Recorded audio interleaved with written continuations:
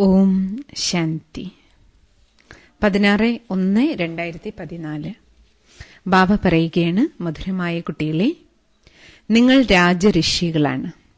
നിങ്ങൾക്ക് രാജ്യപദവി പ്രാപ്തമാക്കാനുള്ള പുരുഷാർത്ഥം ചെയ്യണം. അതിനോടൊപ്പം ദൈവിക ഗുണങ്ങളും തീർച്ചയായും ധാരണ ചെയ്യണം. ചോദ്യം: ഉത്തമ പുരുഷനായി തീരാനുള്ള പുരുഷാർത്ഥം എന്താണ്? ഏതൊരു കാര്യത്തിൽ വളരെയധികം ശ്രദ്ധ വേണം? ഉത്തരം: ഉത്തമ പുരുഷനായി തീരണമെങ്കിൽ ഒരിക്കലും പഠിപ്പിനോട് പിണങ്ങരുത്. ഈശ്വരീയ പഠിപ്പിൽ കലഹം കാണിച്ചിട്ടോ പിണങ്ങിയിട്ടോ യാതൊരു കാര്യവുമില്ല. നന്നായി പഠിക്കുകയും എഴുതുകയും ചെയ്താലേ യോഗ്യരാകാൻ കഴിയൂ. അതിനാൽ സദാ തന്റെ ആത്മീയ ഉന്നതിയെക്കുറിച്ച് ചിന്ത വേണം. പെരുമാറ്റത്തിലും വളരെയധികം ശ്രദ്ധ വേണം. ദേവതകളെപ്പോലെയായി തീരണമെങ്കിൽ പെരുമാറ്റം വളരെ രാജകീയമായിരിക്കണം. വളരെയധികം മധുര സ്വഭാവമുള്ളവരായി മാറണം. എല്ലാവർക്കും മധുരമായി തോന്നുന്ന വിധത്തിലുള്ള വാക്കുകളായിരിക്കണം നിങ്ങളുടെ വായിൽ നിന്നും വരേണ്ടത്. ആർക്കും തന്നെ ദുഃഖം കൊടുക്കരുത്. ഓം ശാന്തി. മധുരമധുരമായ ആത്മീയ കുട്ടികളെ പ്രതി ബാബ മനസ്സിലാക്കി തരുന്നു. ബാബ കുട്ടികളോട് ചോദിക്കുകയാണ്, മക്കളെ, നിങ്ങളുടെ ബുദ്ധിയുടെ അഭയസ്ഥാനം ഏതാണ്? മനുഷ്യന്റെ ബുദ്ധി എവിടെയെല്ലാമോ അലയുന്നു. ബാബ പറയുകയാണ്, നിങ്ങളുടെ ബുദ്ധിയുടെ അലച്ചിൽ അവസാനിച്ചു. ബുദ്ധിയെ ബാബയാകുന്ന ഒരു അഭയസ്ഥാനത്തേക്ക് വയ്ക്കൂ. പരിധിയില്ലാത്ത അച്ഛനെ മാത്രം ഓർമ്മിക്കൂ. ആത്മീയ കുട്ടികൾക്കറിയാം, ലോകം മുഴുവൻ തമോ പ്രധാനമാണ്. നമ്പർ വൈസായ പുരുഷാർത്ഥമനുസരിച്ച് ആത്മാക്കൾ സദോ പ്രധാനമായി തീരുന്നു. ഇപ്പോൾ തമോ പ്രധാനമായിരിക്കുകയാണ്. വീണ്ടും സദോ പ്രധാനമാകണം. അതുകൊണ്ട് തന്റെ ബുദ്ധിയെ ബാബയോടൊപ്പം വയ്ക്കൂ. ഇപ്പോൾ നിങ്ങൾക്ക് തിരിച്ച് വീട്ടിലേക്ക് പോകണം. ലോകത്താർക്കും ഇതറിയില്ല. ഇത് നമുക്കെല്ലാവർക്കും തിരിച്ച് വീട്ടിലേക്ക് പോകാനുള്ള സമയമാണ്. മറ്റാർക്കും ബാബയിൽ നിന്ന് ഈ നിർദ്ദേശവും കിട്ടിയിട്ടില്ലല്ലോ. കുട്ടികളെ എന്നെ ഓർമ്മിക്കൂ. ഇത് ബാബ തന്റെ കുട്ടികൾക്ക് നൽകുന്ന നിർദ്ദേശമാണ്. എത്ര സഹജമായാണ് ബാബ മനസ്സിലാക്കി തരുന്നത്. കേവലം ബാബയെ ഓർമ്മിക്കുകയാണെങ്കിൽ തന്റെ വികർമ്മത്തെ ഭസ്മീകരിക്കാൻ കഴിയും. മറ്റാർക്കും തന്നെ ബാബ മനസ്സിലാക്കി തരുന്നത് പോലെ തരാൻ കഴിയില്ല. ബാബ ബ്രഹ്മബാബയിൽ പ്രവേശിക്കുന്നു. പക്ഷേ ബ്രഹ്മബാബയും ശിവബാബയുടെ നിർദ്ദേശങ്ങൾ കേൾക്കുന്നു. പതിതത്തിൽ നിന്ന് പാവനമായി തീരുന്നതിനും മുന്നോട്ടു പോകാനുമുള്ള നിർദ്ദേശങ്ങളാണ് ബാബ നൽകുന്നത്. ബാബ പറയുകയാണ്, മക്കളെ, നിങ്ങൾ സദോപ്രധാനമായിരുന്നു. ഇപ്പോൾ വീണ്ടും ആയിത്തീരണം. നിങ്ങൾ തന്നെയാണ് ആദി സനാതന ദേവി ദേവതാധർമ്മത്തിലുണ്ടായിരുന്നത്. 84 ജന്മങ്ങളെടുത്ത് നിങ്ങൾക്ക് അക്കയ്ക്ക് സമാനമായി മാറി. വജ്രസമാനമായിരുന്നു നിങ്ങൾ. വീണ്ടും നിങ്ങൾക്കതുപോലെ ആയിത്തീരണം. വളരെയധികം സഹജമായ കാര്യങ്ങളാണ് ബാബ മനസ്സിലാക്കി തരുന്നത്. സ്വയം ആത്മാവാണെന്ന് മനസ്സിലാക്കൂ. ആത്മാക്കൾക്ക് തന്നെയാണ് ഇപ്പോൾ തിരികെ വീട്ടിലേക്ക് പോകേണ്ടത്. ശരീരം പോകില്ലല്ലോ. ആത്മാവിന് സന്തോഷത്തോടെ ബാബയോടൊപ്പം തിരിച്ചു പോകണം. ബാബ നൽകുന്ന ശ്രീമതത്തിലൂടെ മാത്രമേ നിങ്ങൾ ശ്രേഷ്ഠരായി തീരൂ. പവിത്രമായ ആത്മാക്കൾ മൂലവദനത്തിൽ നിന്നും വന്നാൽ ഇവിടെ വന്ന് ശരീരമെടുക്കും. ഇത് നിശ്ചയമാണല്ലോ. നിശ്ചയത്തിന്റെ ലഹരി ഉണ്ടാകണം. ദൈവിക ഗുണങ്ങൾ ധാരണ ചെയ്യുകയാണെങ്കിൽ നല്ല പ്രയോജനമുണ്ടാകും. നല്ല രീതിയിൽ പഠിക്കുന്ന വിദ്യാർത്ഥികളാണ് ഉയർന്ന പദവി നേടുക. ഇവിടെയും ബാബയുടെ അടുത്തും പഠിപ്പാണ്. കൽപ്പകൽപ്പം എങ്ങനെ പഠിച്ചോ അതുപോലെ ഇപ്പോഴും പഠിക്കുന്നു. ബാബ കൽപ്പകൽപ്പം ഇങ്ങനെ തന്നെയാണ് നിങ്ങളെ പഠിപ്പിച്ചത്. എന്തെല്ലാം കഴിഞ്ഞുപോയോ അതെല്ലാം ഡ്രാമയിൽ അടങ്ങിയതാണ്. ഡ്രാമ അനുസരിച്ച് തന്നെയാണ് ബാബയുടെയും മക്കളുടെയും അഭിനയം ഉണ്ടാകുന്നത്. ബാബ ശരിയായ നിർദ്ദേശമല്ലേ കുട്ടികൾക്ക് നൽകുന്നത്? കുട്ടികൾ പറയുന്നു, ബാബ, ഞങ്ങൾ അങ്ങേ ഇടയ്ക്കിടയ്ക്ക് മറക്കുന്നു. ഇത് മായയുടെ കൊടുങ്കാറ്റാൽ നടക്കുന്നതാണ്. പറയാറുണ്ടല്ലോ, മായ കൊടുങ്കാറ്റ് രൂപത്തിൽ വന്ന് ആത്മദീപത്തെ അണയ്ക്കുന്നു. ബാബ അണയാത്ത ദീപമാണ്. സർവശക്തിവാനാണ്. ഏതെല്ലാം വേദശാസ്ത്രങ്ങളുണ്ടോ അതിന്റെ സാരം മനസ്സിലാക്കി തരുന്നു. ഞാൻ ജ്ഞാനസാഗരനായ ബാബ സൃഷ്ടിചക്രത്തിന്റെ ആദിമധ്യ അന്ത്യത്തിന്റെ രഹസ്യം പറഞ്ഞു തരുന്നു. ഈ ബ്രഹ്മബാബയും കുട്ടികൾക്ക് കാര്യങ്ങൾ മനസ്സിലാക്കി തരുന്നു. കുട്ടികൾക്ക് ബാബ പറഞ്ഞു തരുന്ന കാര്യങ്ങൾ ഈ ബ്രഹ്മാവും മനസ്സിലാക്കുന്നു. ഇതിൽ സംശയിക്കേണ്ട കാര്യങ്ങളില്ല. സഹജ രാജയോഗമാണ്. നിങ്ങൾ രാജഋഷികളാണ്. ഋഷി എന്ന പവിത്ര ആത്മാക്കളെയാണ് പറയുന്നത്. നിങ്ങളെപ്പോലെയുള്ള ഋഷികൾ മറ്റാരും തന്നെ ഉണ്ടാവില്ല. ആത്മാവിനെയാണ് ഋഷി എന്ന് പറയുന്നത്, ശരീരത്തെയല്ല. ആത്മാവാണ് ഋഷി. ഇപ്പോൾ നിങ്ങൾക്ക് രാജഋഷിയാണ്. രാജ്യം എവിടെ നിന്നാണ് കിട്ടുന്നത്? ബാബയിൽ നിന്ന്. കുട്ടികൾക്ക് എത്ര സന്തോഷമുണ്ടായിരിക്കണം. ശിവ, ബാബയിൽ നിന്ന് ഞാൻ രാജ്യഭാഗ്യം നേടുന്നു. ബാബ സ്മൃതി ഉണർത്തി തരികയാണ്. നിങ്ങൾ വിശ്വത്തിന്റെ അധികാരികളായിരുന്നു. പിന്നീട് പുനർജന്മങ്ങളെടുത്ത് താഴേക്ക് വന്നു. ദേവതകളുടെയും ചിത്രങ്ങളുണ്ട്. മനുഷ്യർ മനസ്സിലാക്കാറുണ്ട് ജ്യോതി ജ്യോതിയിൽ പോയി ലയിക്കുമെന്ന്. പക്ഷെ ബാബ പറയാണ്, ഒരു മനുഷ്യാത്മാവ് പോലും ജ്യോതിയിൽ പോയി ലയിക്കുകയില്ല. എല്ലാവർക്കും അവരവരുടെ പാർട്ട് അഭിനയിക്കണം. കാരണം ആത്മാവ് അവിനാശിയാണ്. ജീവൻ മുക്തിക്കുള്ള വഴി മറ്റാർക്കും അറിയില്ല. മുഴുവൻ ദിവസവും കുട്ടികളുടെ ഉള്ളിൽ ജ്ഞാനത്തിന്റെ ചിന്തനം നടക്കണം. എത്രത്തോളം ബാബയെ ഓർമ്മിക്കുന്നു അത്രത്തോളം സന്തോഷം ഉണ്ടാകും. ആരാണ് എന്നെ പഠിപ്പിച്ചുകൊണ്ടിരിക്കുന്നത്? ഇത് ഓർമ്മിക്കൂ. കൃഷ്ണനെ ലോർഡ് കൃഷ്ണ എന്ന് പറയും. ഭഗവാനെ ഒരിക്കലും ലോർഡ് എന്ന് പറയില്ല. ഭഗവാനെ ഗോഡ് ഫാദർ എന്നാണ് പറയുന്നത്. സ്വർഗം സ്ഥാപിക്കുന്ന പിതാവാണ് ബാബ. സ്വർഗം സ്ഥാപിക്കുന്ന ബാബ ദൈവിക രാജധാനിയുടെ സ്ഥാപനയാണ് നടത്തുന്നത്. സത്യുഗ സമയത്ത് മറ്റ് ധർമ്മമൊന്നും ഉണ്ടാകില്ല. ദേവതകളുടെ ചിത്രങ്ങളുണ്ടല്ലോ, അവരായിരുന്നു ആദി സനാതന ദേവീ ദേവതാ ധർമ്മത്തിലുണ്ടായിരുന്നവർ. അവർ ആ സമയത്ത് വിശ്വത്തിന്റെ അധികാരികളുമായിരുന്നു. ആ കാലഘട്ടത്തെയാണ് സത്യുഗം എന്ന് പറഞ്ഞിരുന്നത്. ഇപ്പോൾ നിങ്ങൾ സംഗമത്തിലാണ്. നിങ്ങൾക്കറിയാം, ബാബ നമ്മളെ ഏറ്റവും നല്ലവരാക്കി മാറ്റുകയാണ്. ധർമ്മത്തിലേക്ക് തിരിച്ചു കൊണ്ടുപോവുകയാണ്. വികാരികളെ അധാർമികരെന്നാണ് പറയുന്നത്. എന്നാൽ ദേവീ ദേവതകൾ പവിത്രരായിരുന്നു. പവിത്രതയുടെ പ്രകാശമാണ് അവരിലുള്ളത്. അധാർമികത അർത്ഥം ഒരു ചുവട് പോലും ശരിയല്ല എന്നതാണ്. ധർമ്മത്തിന് നിരക്കാത്തതാണെന്നാണ്. ശിവാലയത്തിൽ നിന്നും താഴേക്കിറങ്ങി പതിതമായ ലോകത്തിലേക്ക് നിങ്ങൾ വന്നു. മറ്റുള്ളവർക്ക് ബാബയുടെ പരിചയം നിങ്ങൾ നൽകുക തന്നെ വേണം. ഇതുവരെ നിങ്ങൾ മറ്റുള്ളവർക്ക് ബാബയുടെ പരിചയം നൽകുന്നില്ലയോ? ബാബയാണ് സ്വർഗത്തെ സ്ഥാപിക്കുന്ന പിതാവെന്ന് അതുവരെ മറ്റാർക്കും മനസ്സിലാക്കാൻ പറ്റില്ല. സ്വർഗവും നരകവും രണ്ടാണ്. സുഖം, ദുഃഖം, സ്വർഗം, നരകം, ഈ കാര്യങ്ങളെല്ലാം നിങ്ങൾക്കറിയാം. ഭാരതത്തിൽ ദേവീ ദേവതകളുടെ കാലഘട്ടത്തിൽ സുഖമായിരുന്നു. ഇപ്പോൾ ദുഃഖമാണ്.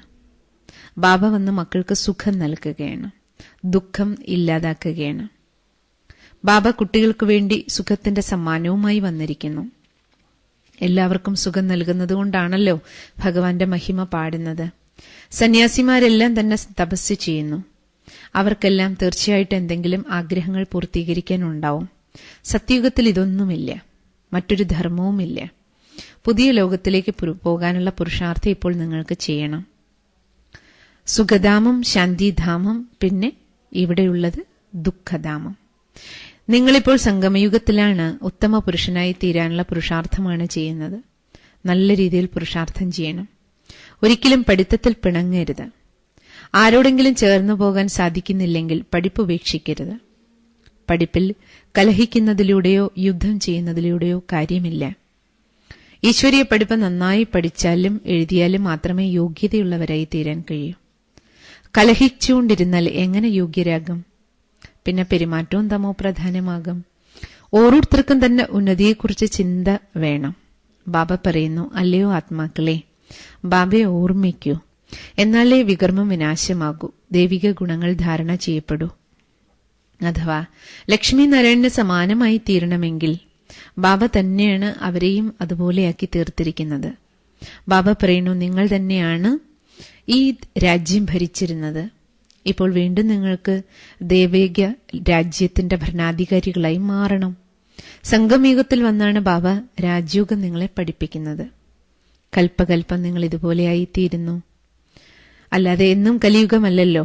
കലിയുഗത്തിന് ശേഷം സത്യയുഗം തീർച്ചയായിട്ടും വരും. കാരണം കാലചക്രം കറങ്ങുകയാണല്ലോ. സത്യയുഗത്തിൽ മനുഷ്യർ വളരെ കുറവായിരുന്നു. അപ്പോൾ തീർച്ചയായും സൃഷ്ടിയിലെ ജനസംഖ്യ കുറവായിരിക്കുമല്ലോ. ഇതെല്ലാം മനസ്സിലാക്കേണ്ട കാര്യങ്ങളാണ്. കഴിഞ്ഞുപോയ കാര്യങ്ങളാണ് ബാബ പറഞ്ഞു തരുന്നത്. കഥ പോലെ പറഞ്ഞു തരുന്നു. യഥാർത്ഥത്തിൽ ഇത് വാസ്തവമായ കാര്യങ്ങളാണ്. 84 ജന്മങ്ങളുടെ രഹസ്യം പറഞ്ഞു തരികയാണ് ബാബ. ഇതൊന്നും നിങ്ങൾക്കറിയുമായിരുന്നില്ല. ഇപ്പോൾ നിങ്ങൾക്ക് മനസ്സിലായി. നമ്മൾ പഠിച്ചുകൊണ്ടിരിക്കുകയാണ്. സംഗം യുഗത്തിലാണ് ഈശ്വരൻ വന്ന് പഠിപ്പിക്കുന്നത്. ഡ്രാമയുടെ ചക്രവും കറങ്ങുകയാണ്. സത്യയുഗം മുതൽ നാടകം ആരംഭിക്കും. ഇപ്പോൾ പഴയ സൃഷ്ടി പരിവർത്തനപ്പെടേണ്ട സമയമാണ്. കലിയുഗി മുൾക്കാട് നശിച്ച് പിന്നീട് സത്യയുഗി പൂന്തോട്ടമായി തീരുന്നു. പുഷ്പം എന്ന് ദൈവിക ഗുണങ്ങളുള്ളവരെയാണ് പറയുന്നത്. മുള്ളെന്ന് പറയുന്നത് ആസുരീയ അവഗുണങ്ങളുള്ളവരെയാണ്. അതിനാൽ നമ്മൾ ഓരോരുത്തരും സ്വയം പരിശോധിക്കണം.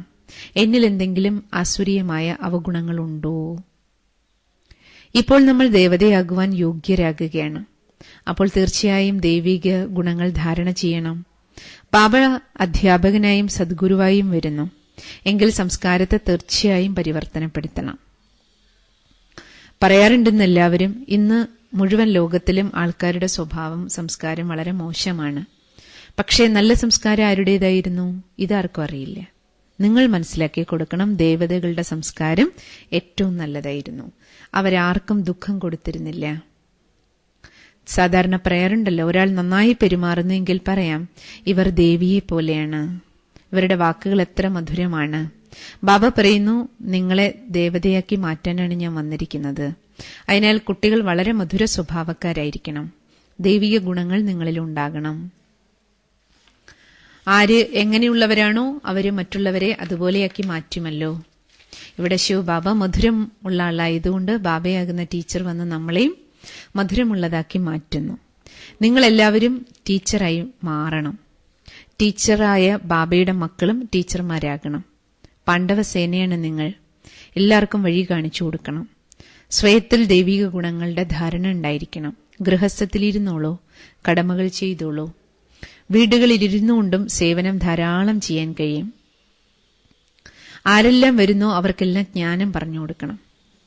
ഗീതാ പാഠശാലകൾ വീട്ടിൽ തന്നെ തുറന്ന് ധാരാളം പേരുടെ സേവനങ്ങൾ ചെയ്യുന്നവരുണ്ട്. അല്ലാതെ ബാബ പറയുന്നതിന്റെ അർത്ഥം നിങ്ങളെല്ലാവരും വീട് വിട്ട് സെന്ററിൽ വന്നിരിക്കണം എന്നല്ല. വീട്ടിലിരുന്നുകൊണ്ട് തന്നെ വീടിനെ പാഠശാലയാക്കി മാറ്റൂ. ആരെല്ലാം വന്നു പോകുന്നു അവർക്കെല്ലാം ജ്ഞാനം പറഞ്ഞു കൊടുക്കൂ. ഇത് നിങ്ങൾക്ക് ചെയ്യാൻ കഴിയും. കന്യകമാർക്ക് വളരെ എളുപ്പമാണ്. 1-2 മാസം സേവനം ചെയ്തതിനു ശേഷം വീട്ടിലേക്ക് ഇടയ്ക്ക് പോകണമെങ്കിൽ പൊയ്ക്കോളൂ. വീട് സന്യസിക്കണമെന്നും ബാബ പറയില്ല. വീട്ടിൽ നിന്ന് ആരെങ്കിലും വിളിച്ചാൽ നിങ്ങൾക്ക് പോകാം. അതിൽ നഷ്ടമൊന്നും സംഭവിക്കില്ല. ഒന്നുകൂടി ഉണർവും ഉന്മേഷവും നിങ്ങൾക്ക് വരും. ഒന്നുകൂടി നിങ്ങൾ മിടുക്കരായിട്ട് മാറും. വീട്ടിലുള്ളവരെ കൂടി തനിക്ക് സമാനം ബാബയുടേതാക്കി മാറ്റി കൊണ്ടുപോകണം. അങ്ങനെ ധാരാളം പേരുണ്ട് വീട്ടിലിരുന്നുകൊണ്ടും സേവനം ചെയ്യുന്നവർ. അവർ വളരെ മിടുക്കരായി മാറും. ബാബ മുഖ്യമായ കാര്യം മനസ്സിലാക്കി തരികയാണ്. സ്വയം ആത്മാവാണെന്ന് മനസ്സിലാക്കൂ. അച്ഛനായി എന്നെ ഓർമ്മിക്കൂ. അവരവരുടെ ഉന്നതിയെക്കുറിച്ച് തീർച്ചയായും ചിന്ത വേണം. വീട്ടിലിരുന്നുകൊണ്ട് നല്ല ഉന്നതിക്കുള്ള പുരുഷാർത്ഥം ചെയ്യുന്നവർ സെന്ററിലിരിക്കുന്നവരെക്കാളും ഉന്നതി ഉണ്ടാക്കാൻ കഴിയും. നിങ്ങളോട് വീട്ടിലേക്ക് പോകേണ്ട എന്ന് ബാബ പറഞ്ഞിട്ടില്ലല്ലോ. വീട്ടുകാരുടെ മംഗളം ചെയ്യണം. ആർക്കാണോ അനേകരുടെ നന്മ ചെയ്യുന്ന സ്വഭാവമുള്ളത് അവർ ഒരിക്കലും സേവനം ചെയ്യാതിരിക്കാൻ അവർക്ക് കഴിയുകയില്ല. ജ്ഞാനവും യോഗവും പൂർണ്ണമായും ഉണ്ടെങ്കിൽ ആരും നിങ്ങളെ അപമാനിക്കില്ല. യോഗമില്ലെങ്കിൽ മായ നിങ്ങളെ അടിക്കും. ഗൃഹസ്ഥത്തിലിരുന്നുകൊണ്ടും കമലപുഷ്പ സമാനം പവിത്രമായി തീരണം. ബാബ സ്വാതന്ത്ര്യം നൽകുകയാണ്. വീട്ടിലിരുന്നോളൂ, പക്ഷേ അവിടെ ഇരുന്നുകൊണ്ടും പവിത്രമായി ജീവിക്കൂ. എല്ലാവർക്കും എങ്ങനെ സെന്ററിൽ വന്നിരിക്കാൻ കഴിയും? എത്ര പേരാണോ വരുന്നത് അത്രയും പേർക്ക് വേണ്ടി അത്രയും കെട്ടിടങ്ങൾ ഉണ്ടാക്കി ഇവിടെ വെക്കണ്ടേ? കൽപ്പം മുമ്പ് എന്തെല്ലാം നടന്നോ അതെല്ലാം ആവർത്തിക്കും. കുട്ടികൾക്കും അഭിവൃദ്ധി ഉണ്ടാകും. ഡ്രാമയിലില്ലാത്തതൊന്നും നടക്കില്ല. ഈ യുദ്ധങ്ങൾ നടക്കാനിരിക്കുന്നത്, യുദ്ധത്തിൽ മനുഷ്യർ മരിക്കുന്നത്, ഇതെല്ലാം നാടകത്തിൽ അടങ്ങിയതാണ്. കഴിഞ്ഞുപോയ കാര്യങ്ങൾ അതേപടി ആവർത്തിക്കുമല്ലോ. അപ്പൊ കൽപ്പകൽപ്പം നടന്നത് തന്നെയാണ് ബാബ നിങ്ങൾക്ക് മനസ്സിലാക്കി തരുന്നത്. മനുഷ്യർ എന്തെല്ലാം വിചാരിച്ചാലും ഉള്ളത് തന്നെയാണ് നടക്കുന്നത്. നാടകത്തിലുള്ള അതേ പാർട്ടാണ് അഭിനയിക്കുന്നത്. ഡ്രാമയില് അല്പം പോലും ഏറ്റക്കുറച്ചിലുകൾ ഉണ്ടാകില്ല. കൽപ്പം മുമ്പ് പഠിച്ചത് തന്നെ വീണ്ടും നിങ്ങൾ പഠിക്കും. ഓരോരുത്തരുടെയും പെരുമാറ്റത്തിലൂടെ സാക്ഷാത്കാരങ്ങൾ ഉണ്ടായിക്കൊണ്ടിരിക്കും. പഠിച്ചതിനനുസരിച്ച് പദവി കിട്ടും. നല്ല സേവനം ചെയ്തതിനു ശേഷം ചിലപ്പോൾ പെട്ടെന്ന് അപകടം സംഭവിച്ച് നിങ്ങൾ മരിച്ചു എന്നിരിക്കട്ടെ. പക്ഷെ നല്ല ഈശ്വരീയ സേവനം ചെയ്തിട്ടുണ്ടെങ്കിൽ നിങ്ങൾ അപകടത്തിൽ മരിച്ചാലും നല്ല കുലത്തിൽ പോയി ജന്മമെടുക്കും. വളരെയധികം സുഖികളായി നിങ്ങൾ മാറും. എത്ര സുഖം നിങ്ങൾ മറ്റുള്ളവർക്ക് സേവനങ്ങളിലൂടെ നൽകിയോ അത്രയും സുഖം നിങ്ങൾക്ക് എവിടെ പോയി ജന്മമെടുക്കുന്നോ അവിടെ നിന്ന് കിട്ടും. ഈ ഈശ്വരീയ സമ്പാദ്യം ഒരിക്കലും നിങ്ങളിൽ നിന്ന് നഷ്ടപ്പെടില്ല. സത്യയുഗത്തിൽ എവിടെ വിജയമുണ്ടാകുന്നോ അവിടെ ജന്മമുണ്ടാകുന്നു. വളരെ പേർക്ക് സുഖം നൽകിയിട്ടുണ്ടെങ്കിൽ സ്വർണ്ണക്കരണ്ടി വയൽ വെച്ചുകൊണ്ട് ജനിക്കും. അതിനേക്കാളും കുറഞ്ഞതാണെങ്കിൽ വെള്ളി, അതിനേക്കാളും കുറഞ്ഞതാണെങ്കിൽ ചെമ്പ്. അതായത് ആര് സംഗമത്തിൽ എത്രത്തോളം വിജയിച്ചോ, എത്രത്തോളം സേവനം ചെയ്തോ, എത്ര പേർക്ക് സുഖം നൽകിയോ അതിനനുസരിച്ചുള്ള കുലത്തില് ജനിക്കും. മനസ്സിലാകുന്നില്ലേ? എത്രത്തോളമാണോ യോഗമുള്ളത്, രാജാവ്, റാണി, പ്രജ എല്ലാവരും വേണമല്ലോ. നല്ല രീതിയിൽ പഠിച്ചതുമില്ല, ദൈവിക ഗുണങ്ങൾ ധാരണയും ചെയ്തില്ലെങ്കിൽ പദവി കുറഞ്ഞു പോകും.